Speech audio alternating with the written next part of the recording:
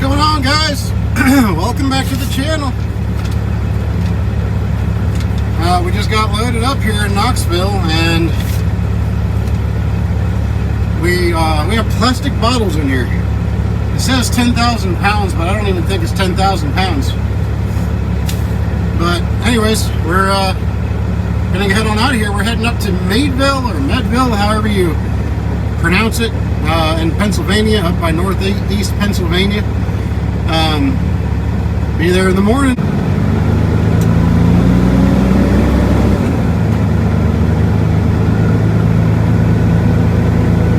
Toasty out here this morning. It's only about 9:30 and it's like mid-80s already.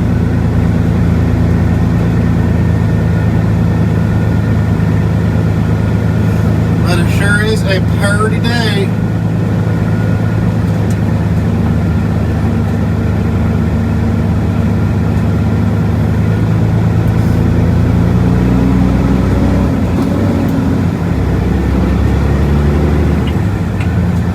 Enjoy that, like, I don't know, however many minute long drive it was that I was showing. Started out in New Hampshire on the last video, and then it went, you know, then I was picking up a load in Brattleboro, Vermont in that video. That's where you saw me pull up to pick up that load. And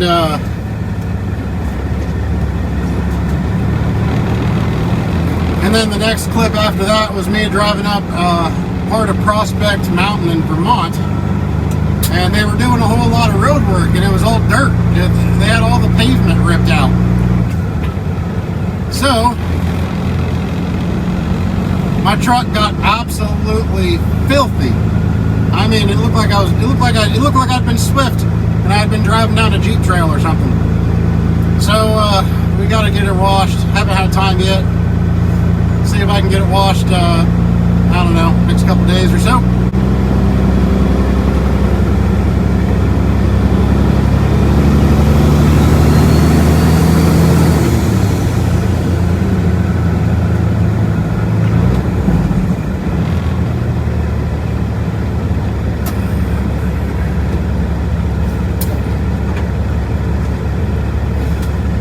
Now, coming into this place,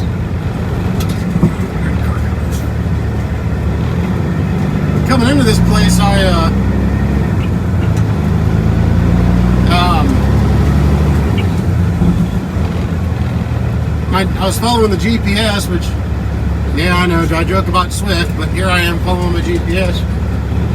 And, but I was pretty close to the area, so I thought I'd be good. Well, the road it wanted me to turn down. Right there at the intersection was a sign that said 10'5" ahead.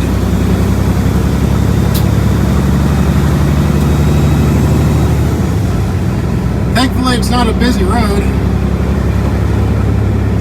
And I threw my flashers on and sat there for a minute. And real quickly, I opened up Google Maps to look and see where the bridge was. And sure enough, it was before where my next turn was. So I looked up ahead a little bit on Google Maps and saw this road that I'm on now, you know, coming off the same road I was already on, and it went over the railroad tracks. So now this is the road I should have gone down. The GPS was wrong, surprisingly, huh?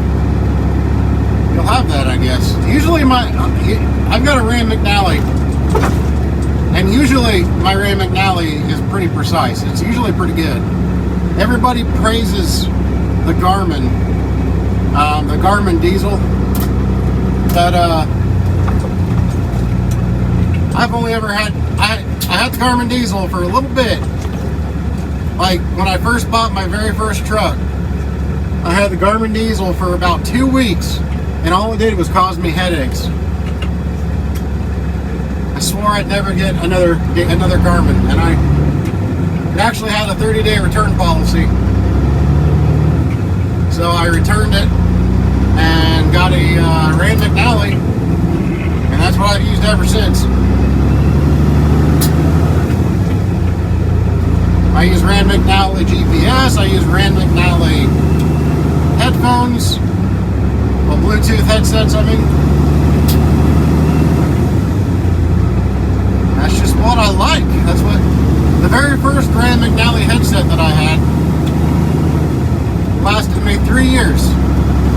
everybody talks about how junky they are.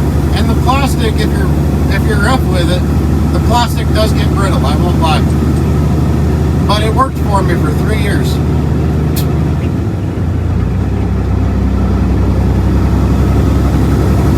They're a little more expensive, but if I only got to buy one every 3 years, it's better than buying one that's half the price every year. So,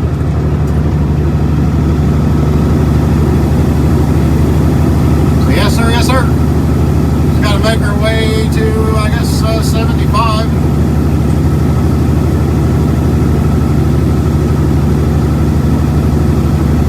Start heading up north.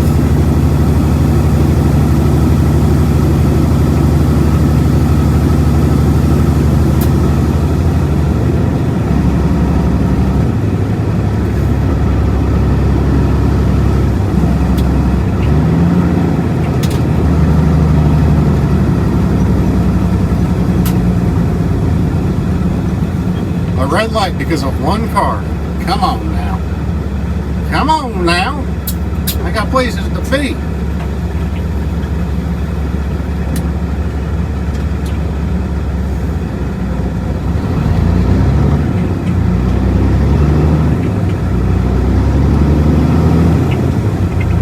That's why I like the places where they have intersections that have a lane that doesn't turn and it has a continuous green light. I love those areas. That way, if you know you're not turning, you just stay in the continuous green light lane and keep on trucking.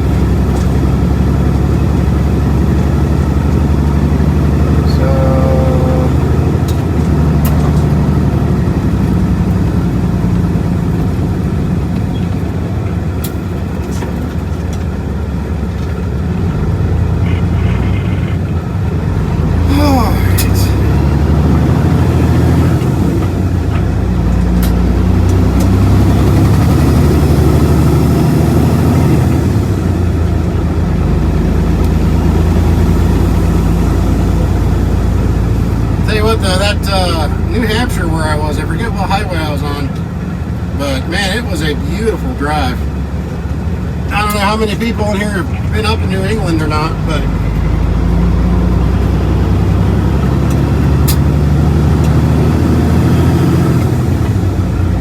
once you get up past Connecticut and Massachusetts, the roads get a lot better. But I hate driving through Connecticut and Massachusetts. Lord, do I hate it.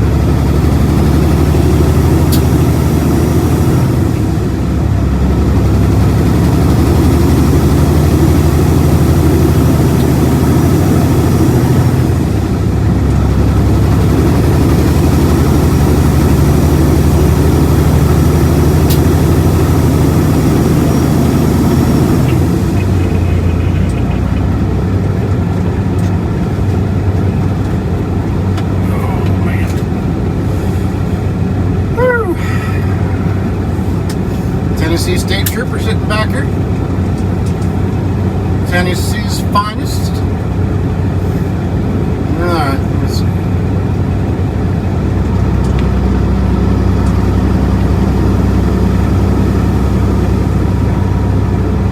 Hope y'all out there doing fantastic.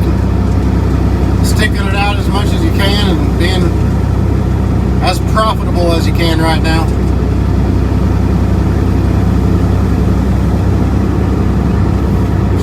Is tough.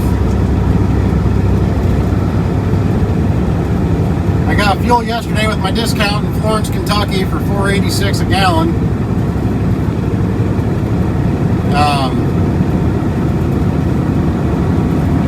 Yeah, it's it was kind of annoying though, because the day before I looked at my app to see what fuel was there at that truck stop in TA in Florence, and the day before I could have gotten it for $4.70 a gallon. Not a massive difference, but the difference all the same.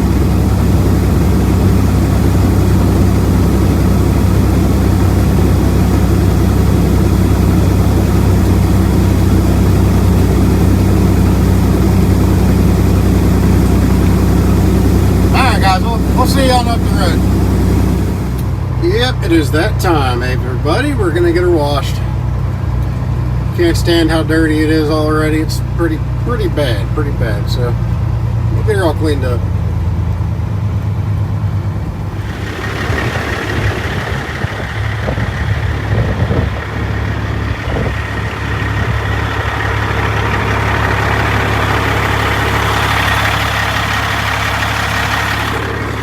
It's time to wash her, guys. Yep, like I said, I went through that muddy road out there in Vermont. It was I was going up Prospect Mountain, and it was just they as you saw in the previous video, they had all the pavement ripped out, so it was basically just a dirt road all the way up the mountain, and it resulted in this.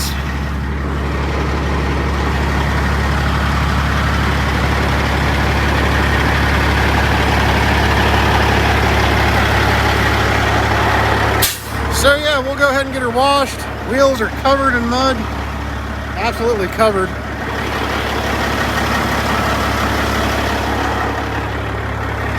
We'll get her looking all spiffy again.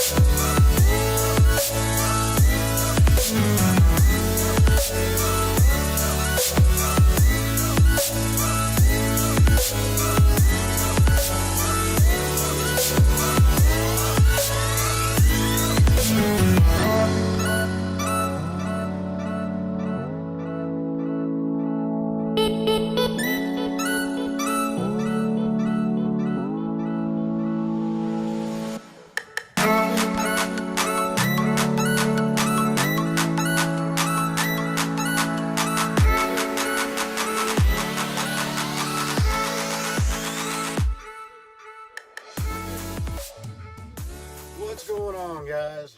Well, we are at Menards in Shelby, Iowa right now. Just waiting to be called for a door. It's only an hour and 20 minutes after my appointment time, and they haven't even put me into a door yet. I'm about to go in there and see what's going on. I got a load to pick up after this over in Omaha area. La Vista, Nebraska is where I'm picking up at. And it's going a whopping 100 miles. And I got it for $900. So, battery cores, non-hazmat, that kind of load. And then I've got my loads. Today's Thursday. I've got loads booked out until Wednesday morning now. So, all pretty decent loads. I'm pretty pleased with the loads. So, yeah, we're gonna go ahead and get. Like I said, if we ever get out of here, I've got till 2 o'clock to go pick up this next load, and it's only about 50 miles away from here, so it's not that far. But it's an hour and a half past my appointment time already here, and they haven't even put me into a door. And they told me they'd call me when they get a door. And me and a bunch of other people checked in because they don't let you in here until 7 o'clock. 7 a.m. is when you can first come in to check in.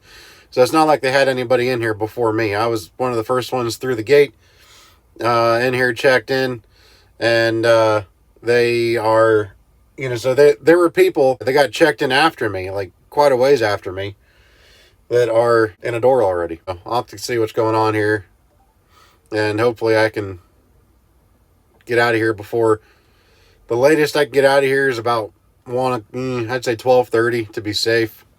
So we'll see, I guess. When I got the Raycon and when I booked the load, it was specified that it was an 8 a.m. hard delivery time, appointment time. So I booked a load with that in mind yesterday that picks up today. A very good load, in my opinion, very good load. Picks up not too far from here, about 40 miles. And I booked that load under the impression that this was an 8 o'clock appointment time. And usually when you do that, if you're not a truck driver, the reason that makes a difference, an appointment time versus a first come, first serve delivery, the reason that's a big deal is because if you have a strict appointment, then what you can do is you can assume it'll take about 2 hours to unload. And then you can, base where you're going from there. So if it's 50 miles away, you want to give yourself at least an hour to get from here to there. So you want the appointment time to be 3 hours after the time the appointment to pick up the load, the next load. You want that appointment time to be 3 hours or at least 3 hours after your original or your delivery. But when you have a first come, first serve, well, that rule just gets thrown out the window. Because you don't know when you're going to get unloaded when it's a first come, first serve. So I'm here at Menards thinking I had an 8 o'clock appointment this morning, and it's now 9:30. So it's an hour and a half after my appointment time. I haven't even been given a door yet. I'm still sitting in the staging area. And so I called the receiving department and say, hey, what's going on? I had an 8 o'clock appointment. It's now an hour and a half past. Oh, and another issue with that whole idea is that if it's a first come, first serve, I don't get a detention pay, no matter how long I sit. So that's another factor that goes into it. When you have an appointment time, if you sit for too long, you get detention pay. I won't get detention pay if it's an open appointment. So, first come, first serve. But anyway, so they told me that I was actually first come, first serve when I called them. And I'm like, not according to my Raycon, I'm not. I'm hard appointment at 8 o'clock. And she said that the department is being hit harder than usual where my product is going. So it's taking a little longer than usual. And I was one of the first ones to check in, so I don't really understand that. There weren't that many, maybe 3 people ahead of me to check in, because they didn't start checking in until about 7 this morning. And I was here at 7. I was checking in at 7. But now they're telling me that they don't know how long it's going to be because they're getting hit hard in that one department. So I called the broker, and the broker even confirmed what I said. He was like, yeah, he said it's 8 o'clock appointment on their end. So the point of this, I don't know if you want to call it rant, but the point of this observation, whatever you want to call it, is that, you know, you're stuck here, and there's a possibility now that I may not get to the next load because of somebody not telling me that it was a first come, first serve. Either somebody didn't tell the broker, or the broker didn't convey it properly on the app and the Raycon. I don't know. So this is one of those. This is just one of those many issues that we have out here. One of those many problems that you may not realize, you may not think about as a problem necessarily, but it's a very finite detail that gets overlooked. But it can cost you a lot of money when it's overlooked, and you just don't realize it. You just don't understand it. That's why it's very vital to know the difference between a load with an appointment and a load that's a first come, first serve on either end. It's just one of those things. All right, they just called us with a door.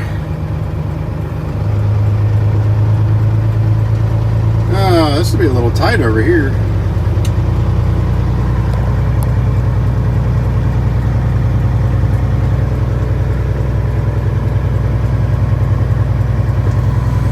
$229. Where are we at? Maybe it's at the end, I guess. Oh, shoot. I can turn around over here at least.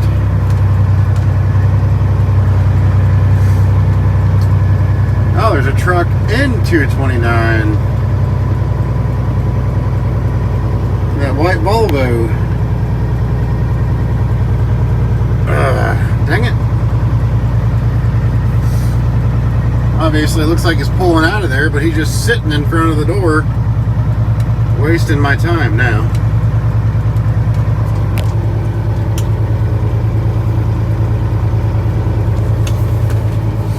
See if I can even get this big girl turned around in here.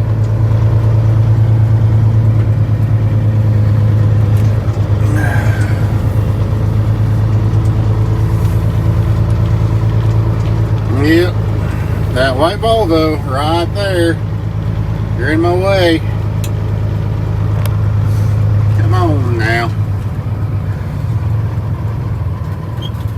All right, here we go.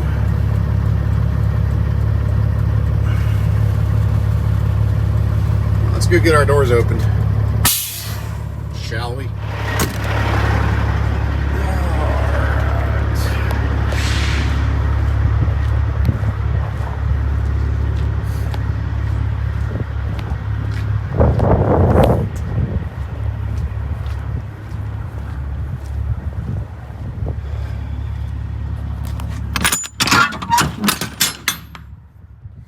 Pesticides.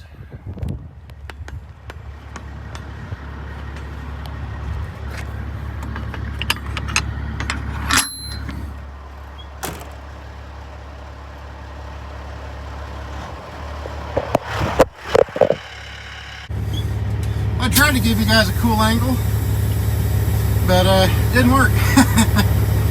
I don't know if the suction cup just doesn't mount to that mirror, or to the mirror glass very well. Maybe it's too dirty. I don't know. I'll have to deal with the hood for right now.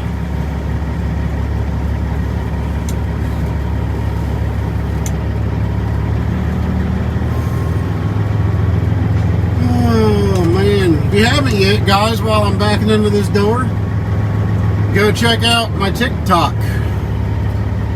I just started doing that about a week or so ago for fun. Survive to Thrive. It's at Survive to Thrive 21. Survive to Thrive by itself was already taken, so I added 21 because it's my truck number.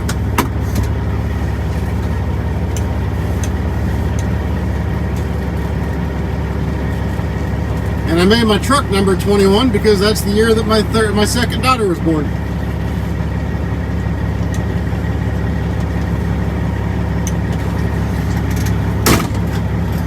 Alright.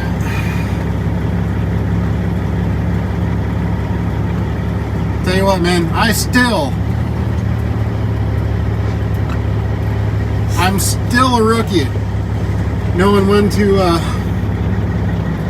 try getting back under the trailer with this truck. It is so slow at maneuvering. Sure ain't no Volvo, that's for sure.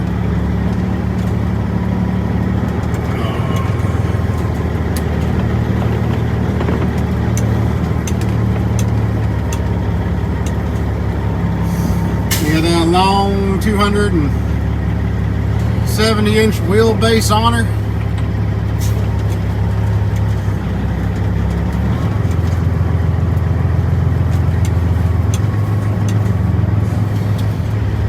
Kind of wonder what a Volvo would look like with a 270-inch wheelbase. You know, like a 780 Volvo, one with the bigger sleeper. Huh. I don't know. Before I bought this truck, hang on a second, let me get in this door here.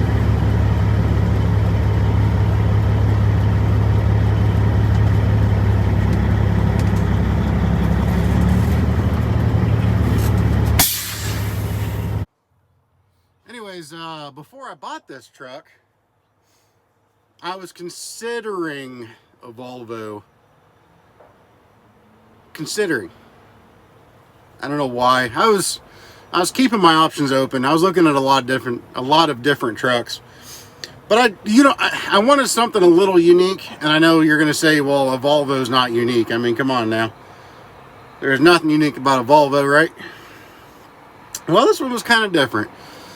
It was a 780, and I might have a picture on my phone because I know I took a screenshot because I saw it and I took a screenshot and I sent it to my wife.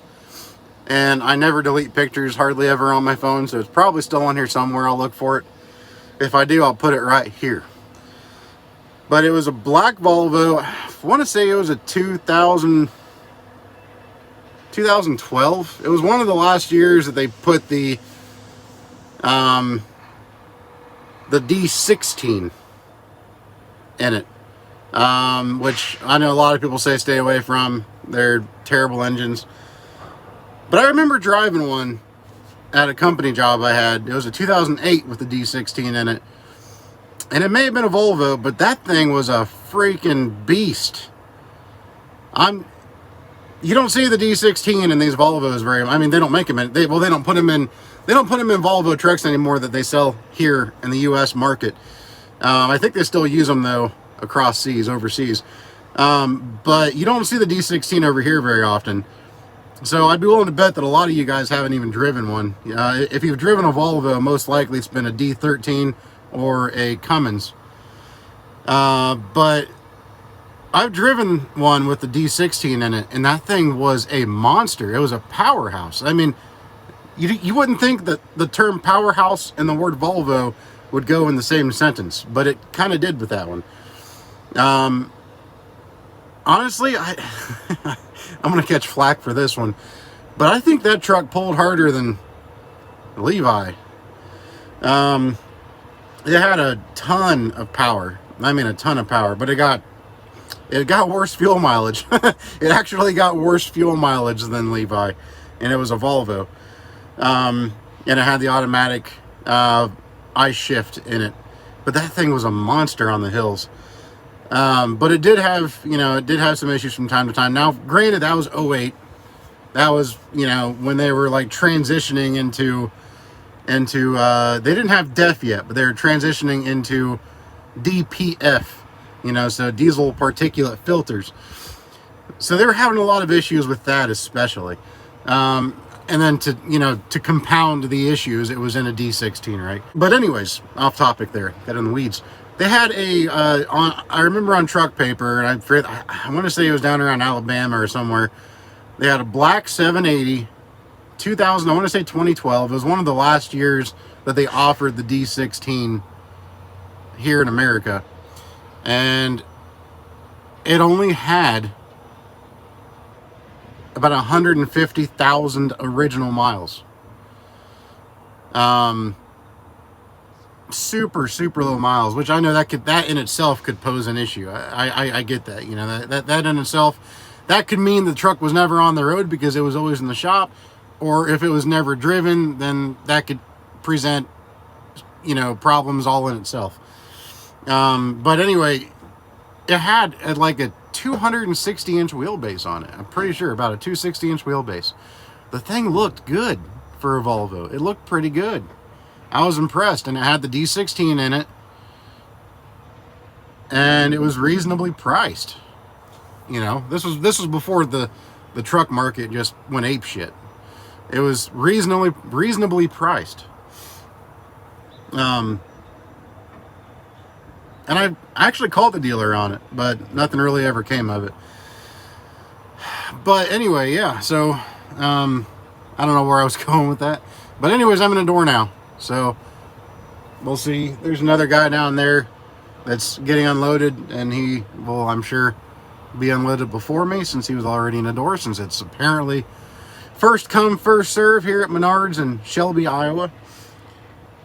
But, you know, so yeah, if you guys ever come here to Shelby, Iowa, just keep that in mind. If you have an appointment time to deliver at Shelby, Iowa, it's not an appointment. It's first come, first serve. So get here no later than 7 a.m. 7 a.m. is when they start checking you in.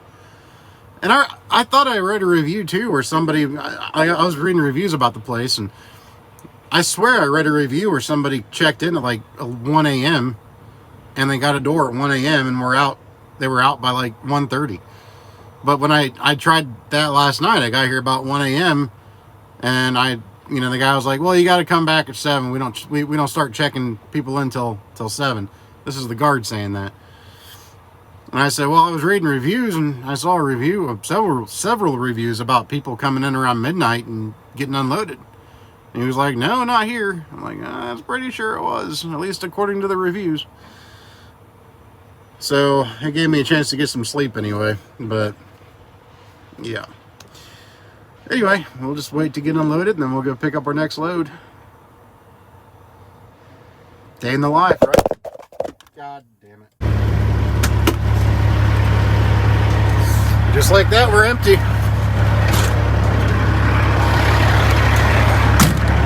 So go back here and close the doors and get on to our next stop. A little mess in there.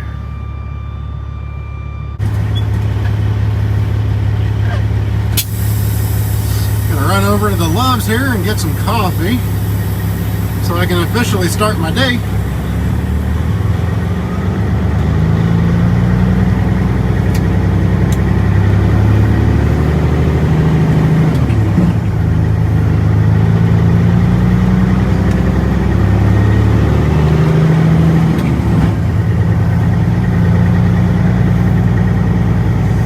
Chilly here, man. It's like 55 degrees outside here.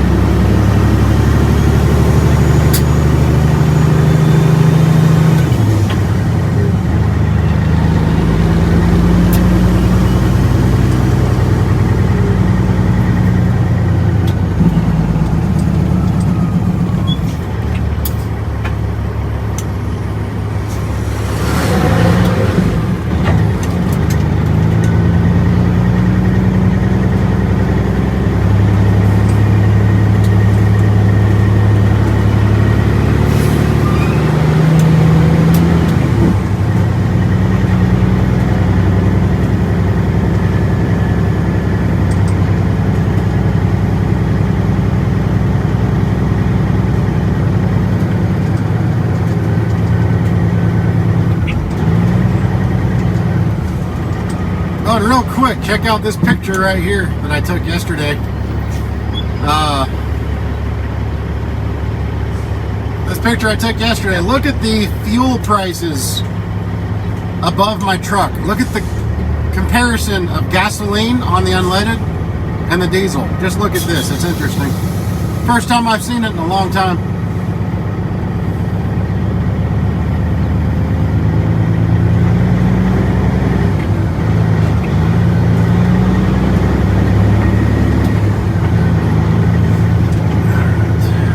Find a place to park. Gonna be a bumpy little lot here.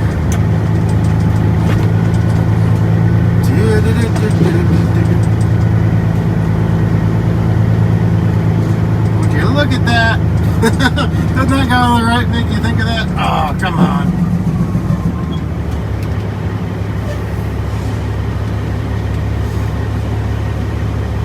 Got ourselves a Landstar.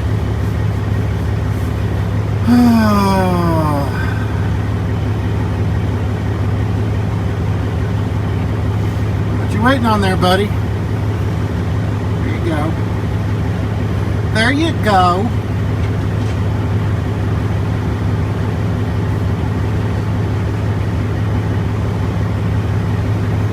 I don't know what that guy's doing. He's throwing his hand. Oh shit. Is he gonna hit that? No, what's he doing? Oh, well, what the heck were you doing, dude? I don't know what he's doing. Okay, I guess we're gonna go this way. Well, that was unexpected. He looked, I mean, to you guys, I'm sure it looked like he was backing into a spot too. But as soon as he saw me, he threw his hands up in the air like I was doing something wrong. I don't know. I don't know. Alright, let me just go over here. Oh shoot, let me just do that. Woo! W990.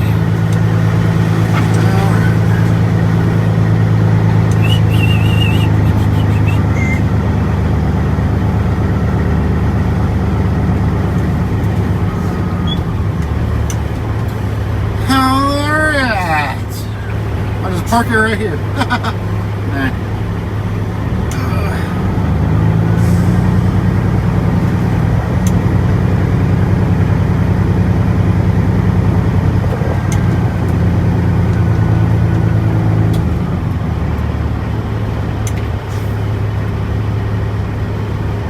Okay.